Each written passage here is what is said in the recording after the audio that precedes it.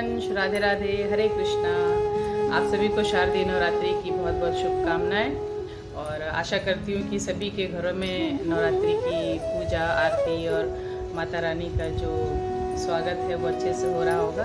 जैसा कि मैंने आप सबसे कहा था कि मैं आने वाले वीडियोस में कृष्ण भक्त महाकवि रसखान के सवैयों को और पदों को लेकर के आपके सामने आऊँगी।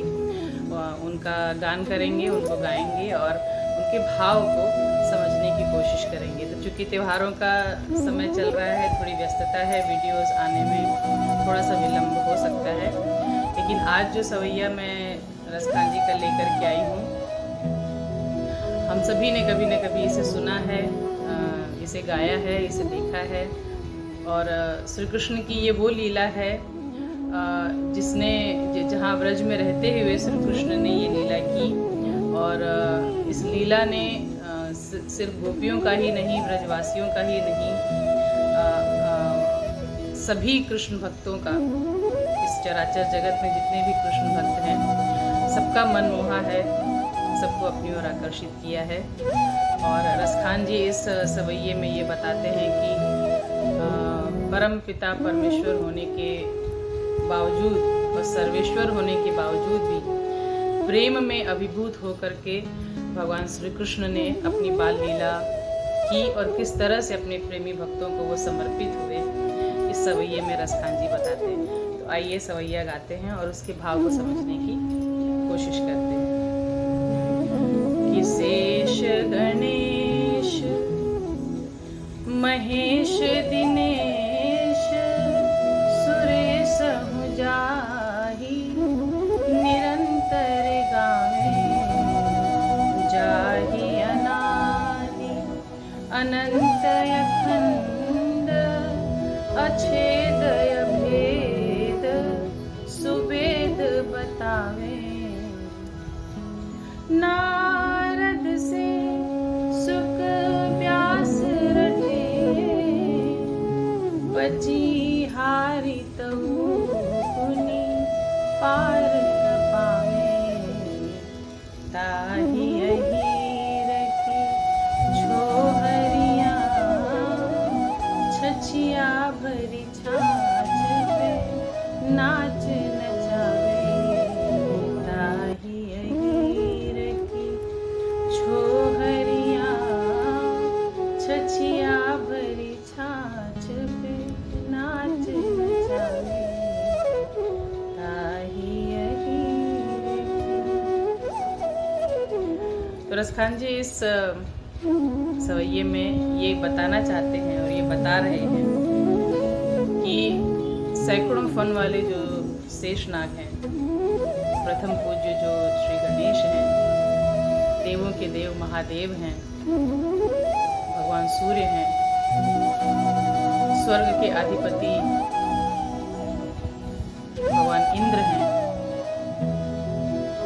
चराचर जो सृष्टि है, इन सब के साथ मिल करके जिनका जश गाते हैं। और वेद भी नेति नेति कह करके जहाँ रुक जाता है, उसे समझ में नहीं आता कि इनका आदि अनंत और कैसे समझाया जाए, कैसे बताया जाए कि ये शुरू कहाँ होते हैं और ख़त्म कहाँ पे होते हैं। वेद भी जिनकी महिमा का बखान नहीं कर सकते, वो श्री कृष्ण जब ब्रज में बाल रूप में प्रकट होते हैं तो किस तरह की लीला करते हैं, किस तरह से अपने प्रेमियों को समर्पित हो जाते हैं कि नारद जी से उनकी लीलाओं का जो ज्ञान है वो सुखदेव जी को प्राप्त हुआ।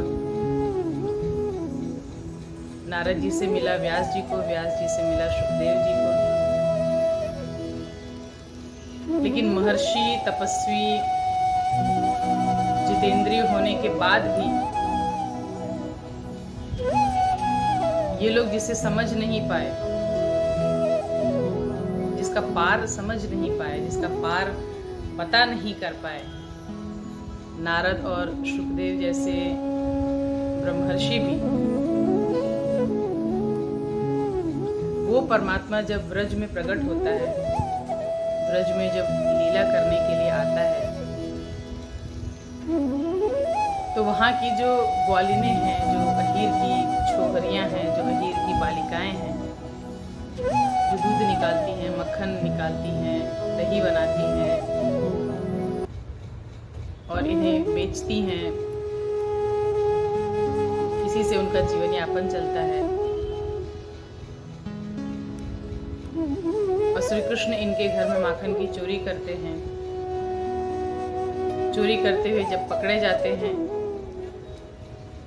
तो किस मोल पे छोड़ा जाए ये अहीर की बालिकाएं तय करती हैं और कहती हैं कि एक शर्त पे तुमको छोड़ दूंगी,